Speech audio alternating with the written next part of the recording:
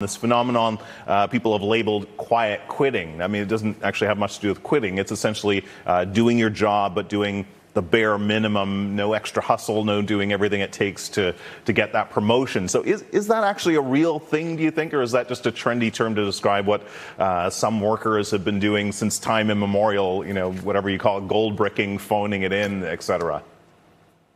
Well, it's, I tend to be skeptical of these trendy terms. I don't think there is a huge change from the long-term trend. And let me just be clear about that long-term trend.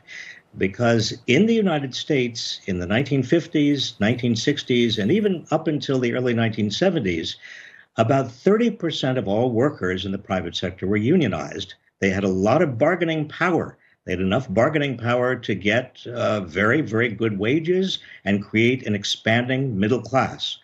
Since then, we have seen a lower and lower percentage of workers be unionized and express very much power in terms of wages, to the extent that today only 6% of workers in the private sector are unionized, and wages have hardly budged, adjusted for inflation, over the last 30 years.